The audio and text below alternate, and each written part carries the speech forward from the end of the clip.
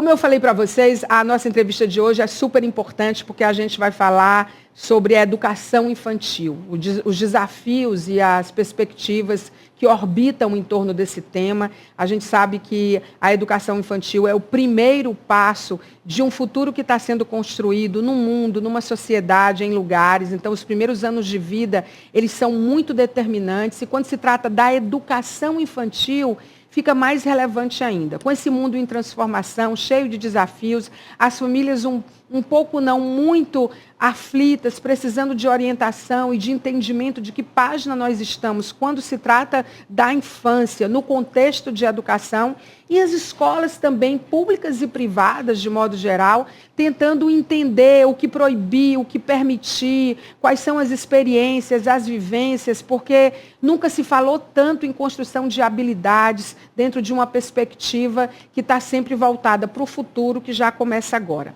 Aí a gente trouxe uma referência nacional para abordar esse assunto, principalmente no que diz respeito às políticas públicas, os trabalhos, os posicionamentos de professores, né?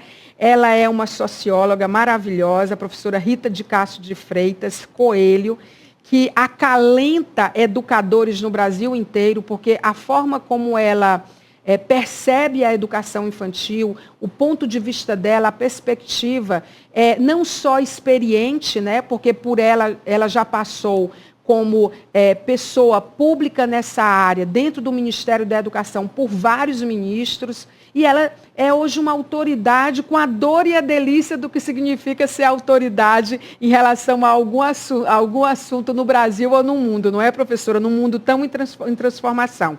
Para você ter ideia, a nossa convidada, a professora Rita, ela é doutora honoris causa pela Universidade Federal de Campina Grande, foi presidente da União Nacional de Conselhos Municipais de Educação e ela é coordenadora nacional da educação infantil no Ministério da Educação desde 2007, se eu não me engano. Ela vai me corrigir se eu estiver errada. Mas ela tem uma experiência. Então, é com ela que a gente vai conversar agora sobre as conquistas da educação infantil, principalmente essas mais recentes, com essa nova política nacional integrada à primeira infância. Professora, muito obrigada pelo seu tempo. Uma honra tê-la aqui.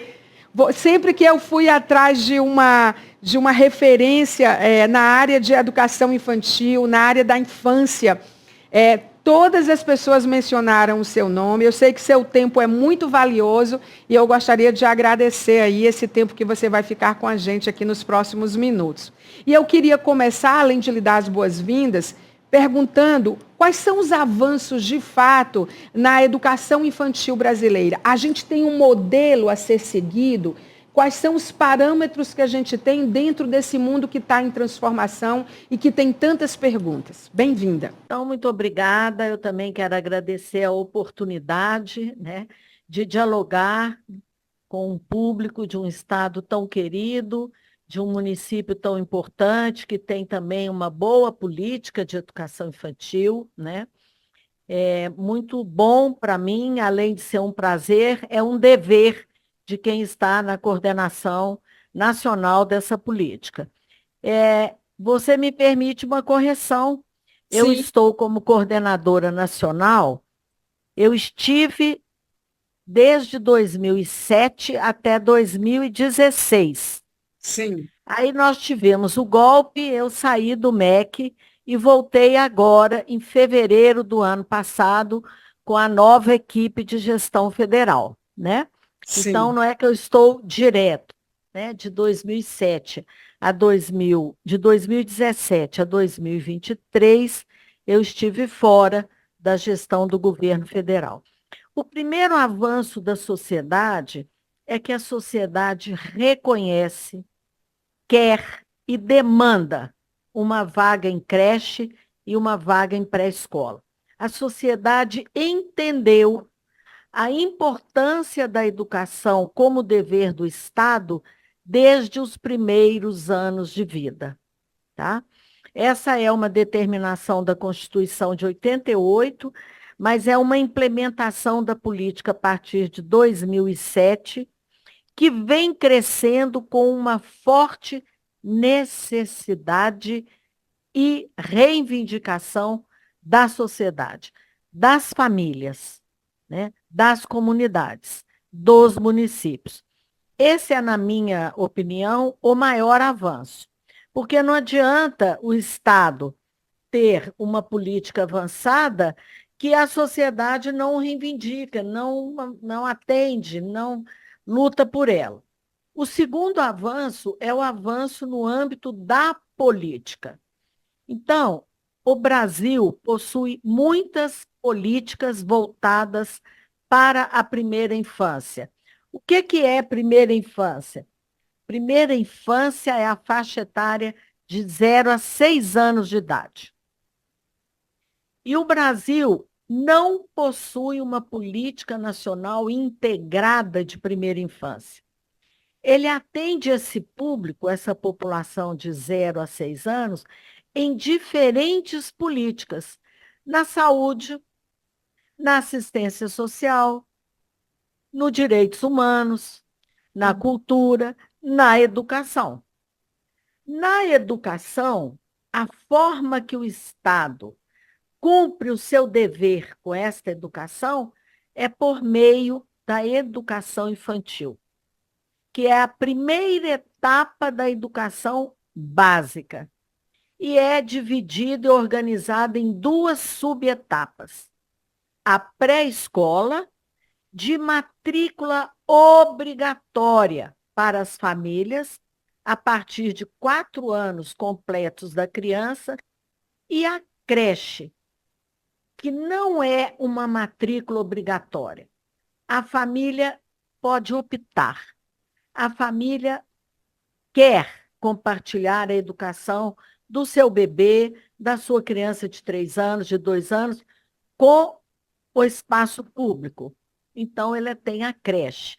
A creche é uma oferta obrigatória do município. É uma obrigação e é um dever.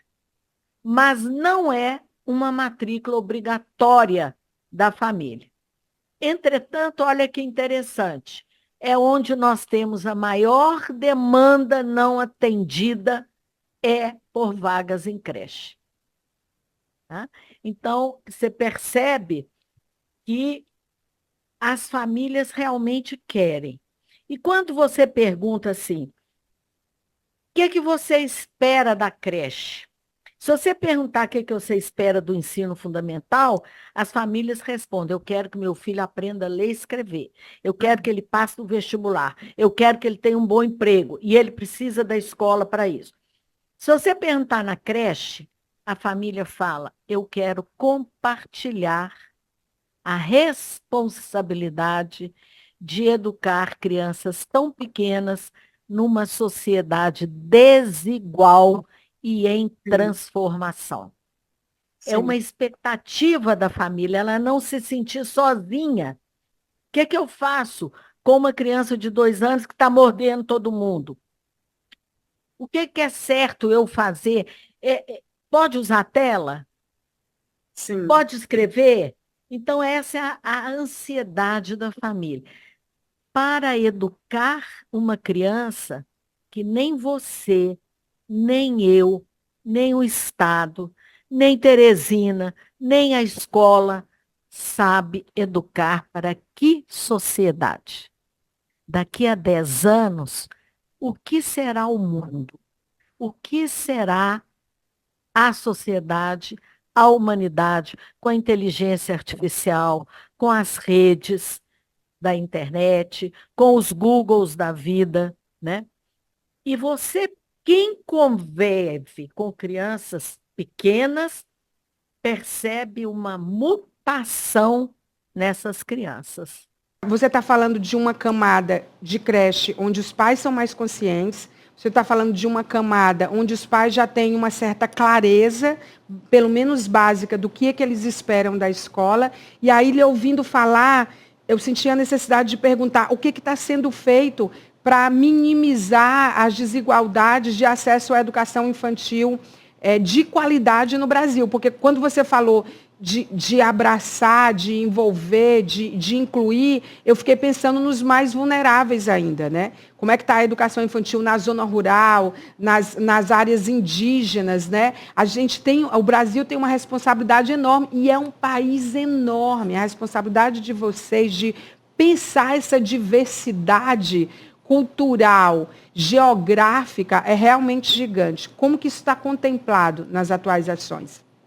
Então, nós acabamos, hoje saiu publicado no Diário Oficial a homologação pelo nosso ministro Camilo dos parâmetros nacionais de qualidade e equidade na educação infantil. Esses parâmetros hoje são regulamentados pelo Conselho Nacional. Eles são diretrizes obrigatórias, mandatórias para os nossos municípios, para as nossas instituições de educação infantil. O que acontece? Nós sabemos o que é qualidade na educação infantil. O Brasil sabe.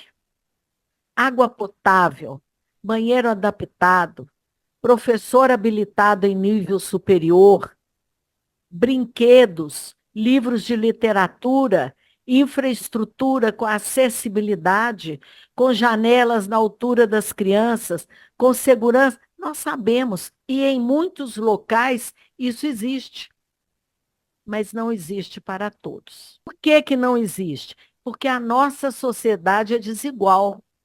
E a educação infantil reproduz essa desigualdade.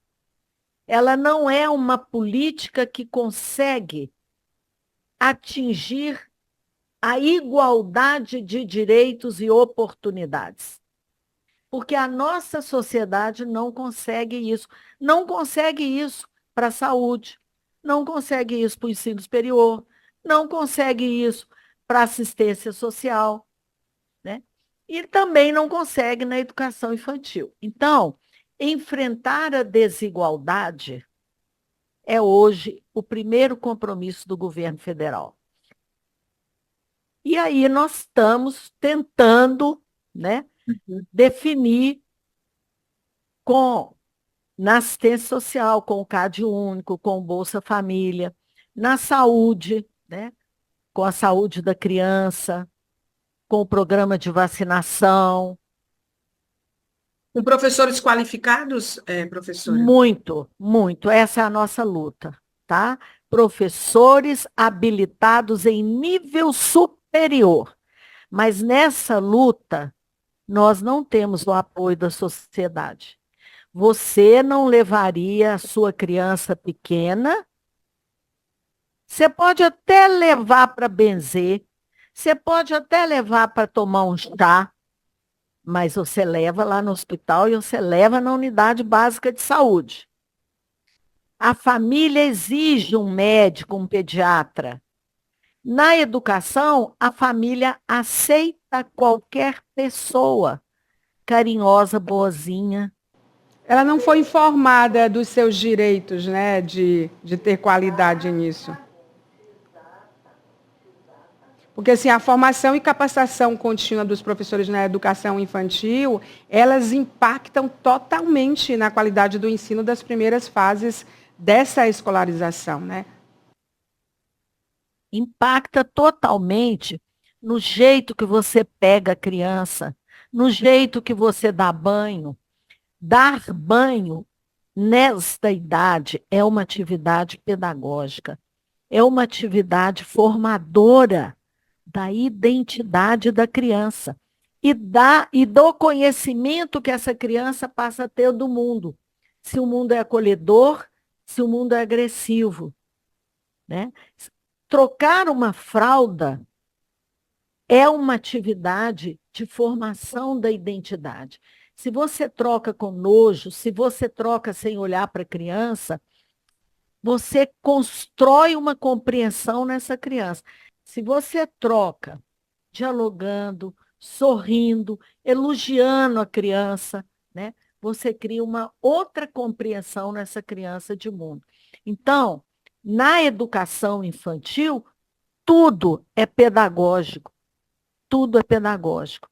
Ensinar a comer, ensinar a andar, a gostar de uma história, ensinar a folhear um livro, saber o que é um livro. É interessante porque essas habilidades todas, as crianças, na verdade, elas sempre foram habilidosas e elas sempre aprenderam brincando, né? e criativas, e elas sempre aprenderam brincando. Eu acho que a percepção do adulto, das políticas públicas, das instituições e da própria família é que talvez não conseguiam alcançar esse nível sofisticado de aprendizagem da criança, que é aprender o brincando na verdade. E hoje, o desenvolvimento de habilidades, eles são parte de um projeto pedagógico que está embarcado na educação infantil, né? E que é exigido que isso seja, isso que a criança já fazia hoje, ele é obrigatório de ser percebido e de ser registrado. Sabe por que que é obrigatório? A partir da observação da criança. Nós aprendemos com a criança a dizer na lei que os eixos do currículo são interações e brincadeiras.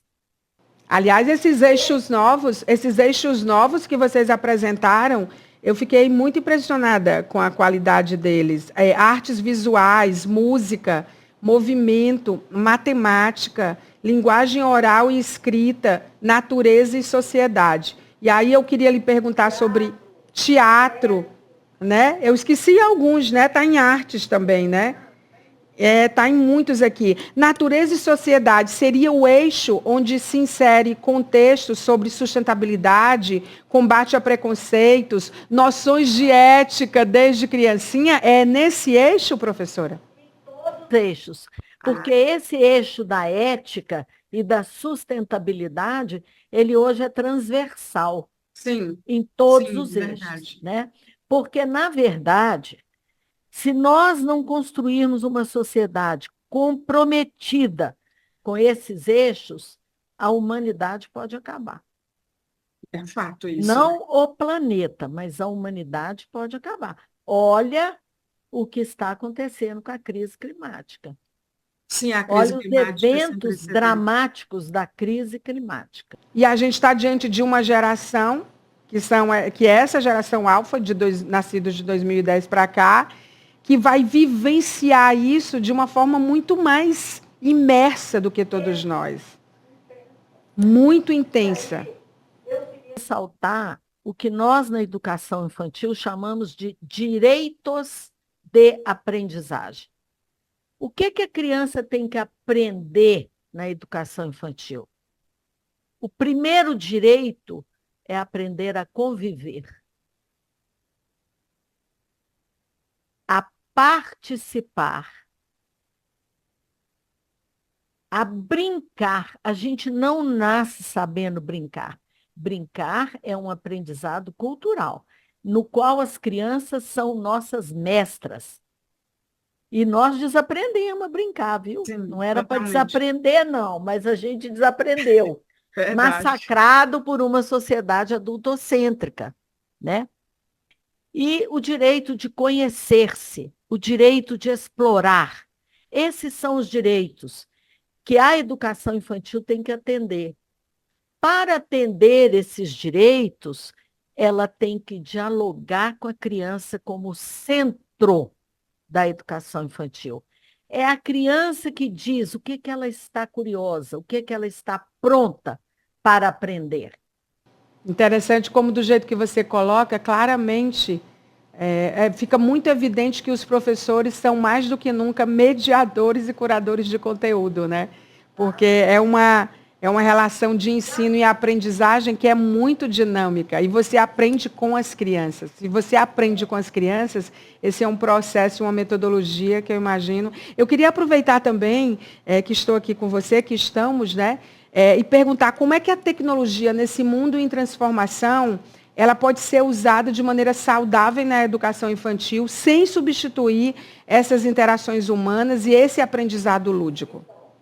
Só complementando, a questão na educação infantil é que você não consegue ensinar aquilo que o outro não quer aprender. Então, você não pode se iludir, eu estou ensinando. Você só está ensinando se o outro aprender. A criança pequena só aprende se ela está curiosa, tá? Se ela está interessada E, na perspectiva do professor, isto é extremamente complexo. Isso é extremamente complexo. Porque a forma que a criança se expressa, nem sempre nós sabemos interpretar. Às vezes, nós não sabemos nem escutar, nem responder, né? Pergunta e a criança larga lá perguntando e ela não responde. É sobre como é que a tecnologia pode ser usada de maneira saudável na educação. Com muito cuidado. Nós vamos soltar agora o guia de uso da tecnologia na educação. Na educação infantil, quem usa tecnologia é o professor. Ele usa para se formar, ele usa para aperfeiçoar sua metodologia, mas a gente quer recomendar a proibição de uso de telas na educação infantil. Tá? A conectividade, ela tem que ser ofertada a todas as instituições de educação infantil. O acesso aos instrumentos depende do seu projeto pedagógico. Eu posso usar um microscópio, eu posso usar uma máquina fotográfica, eu posso usar um vídeo, mas numa interação presencial entre pares. Eu não posso deixar uma criança sozinha vendo uma televisão. Ela tem que ser mediada por um professor, né? Uma interação humana, por uma interação humana.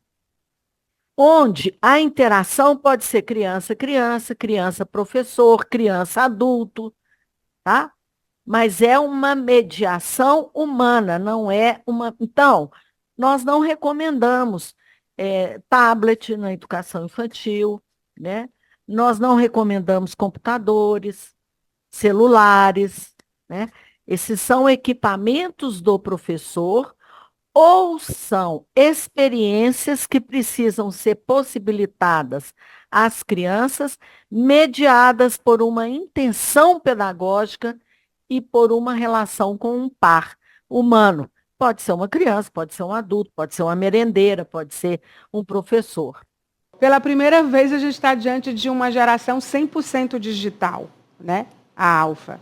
Porque os anteriores, eles eram digitais, filhos dos híbridos, que foram digitais e analógicos, né? Ou que a outra geração foi 100% analógica. E o mais, dentro dessa questão geracional, só aproveitando, que é a primeira vez na história da humanidade que a gente tem 5 gerações convivendo. Onde um garoto de 8 anos, ele convive com um de 80 anos. E eu acho que se ele só tem como metodologia na educação infantil tecnologia, como que ele vai continuar fazendo esse vínculo com as outras gerações? Apropriar da história. E outra coisa, para a escola é difícil, porque a escola vai determinar regras que a família não cumpre em casa. Então, assim, vão ser 2 mundos mediados por adultos por intenções diferentes. Própria alimentação escolar, a gente vive isso, né? Sim. Na escola, a gente recomenda determinado tipo de alimentação, proíbe as chamadas cantinas, lojinhas, né? Não dá refrigerante, não dá processado, e chega em casa, a mãe vem buscar e já vem buscar com um pacote de bala, com um pirulito, né? É uma contradição. Eu fico olhando para a sua experiência, a autoridade que você tem nessa área, com esses anos todos dedicados à educação de modo geral no Brasil, mas particularmente à educação infantil, o que mais lhe chamou a atenção para o bem e para o mal? O que lhe assustou e o que para você foi uma boa nova? Foi incrível, realmente. Nesses anos todos que você tem dedicado a isso. O conhecimento que a sociedade, que a psicologia, que a sociologia, que a história, que a genética construiu sobre criança, e principalmente sobre criança pequena. Isso é uma alegria imensa. Evoluímos muito. Eu fui uma criança amarrada no cueiro, que era um jeito de embalar as crianças, que a gente era contida por uma faixa, puro. Se chorasse, não podia pegar, porque da manha, cria uma criança manhosa. Olha E só. hoje a gente sabe que a criança enxerga, interage, bebezinha, se posiciona, precisa de espaço, precisa de liberdade, não tem que pôr luvinha, não tem que pôr sapatinho, não tem que amarrar em coeiro, né? Não tem que pôr em cercadinho, deixa engatinhar no chão. Isso é a integração dos bebês e das crianças pequenas no sistema educacional. Porque o sistema educacional, ele não está preparado para reconhecer as especificidades desse sujeito da educação infantil. Então, ele quer fazer na educação infantil o que faz no ensino fundamental, né? Mesmo porque a nossa formação é insuficiente. Então, eu faço o que eu vivi, eu faço o que eu vejo os outros fazendo, né? Então, Entendi. embora a integração no sistema, quando você integra um sistema, você integra condições igualitárias. Então, todo sistema educacional tem avaliação, tem ano letivo, tem matrícula, tem férias, não é? Tem professor, tem currículo. Nós temos que ter isso tudo. Mas considerando que o meu sujeito não é uma criança de 7 anos. O meu sujeito é um sujeito bebê de meses, é um sujeito de 1 ano, e ele tem um jeito de aprender diferente da criança de 7 anos, 6 anos, 8 anos, né? Sim, sim. Um jeito de interagir. Então, Pra- para o bem e para o mal, integrar o sistema educacional coloca alguns desafios muito complexos para nós que defendemos os bebês e as crianças pequenas. Então, para encerrar, objetivamente, porque eu sei que é difícil essa pergunta, o que é importante que ainda não estamos fazendo em relação à educação infantil no Brasil? Nós ainda não estamos garantindo uma formação inicial que contemple as especificidades das práticas que as professoras precisam desenvolver. Então, elas se sentem sozinhas, abandonadas e são constantemente criticadas por uma coisa que elas não são as únicas responsáveis, né? Recentemente, assistindo uma palestra da professora Bernadette Gatti, que é uma sumidade em formação de professores, ela falou que seria justo as professoras entrarem na justiça contra a pedagogia, no magistério em nível superior, porque o curso não entrega o que prometeu. É uma propaganda enganosa. É como se você comprasse um apartamento e a construtora apartamento, né? Eu achei uma imagem forte, dramática, mas eu Sim. estou adotando essa imagem porque eu acho que é uma imagem que da formação decorre tudo, né? Sim, sem dúvida. Não adianta você criar esses projetos todos, e foi a segunda pergunta que a gente fez sobre a qualificação dos professores. Professora Rita, muito obrigada. Eu vou lhe incomodar mais vezes, eu quero ser sua best friend. Está aí no ciclo das suas melhores amigas. Para aprender com você, para aprender com você. Muito obrigada pelo seu tempo. Muito obrigada pelo seu tempo. Oportunidade, um abraço a todos que nos assistem e vamos continuar nossa conversa. É uma conversa que precisa continuar. Sem dúvida. Muito obrigada.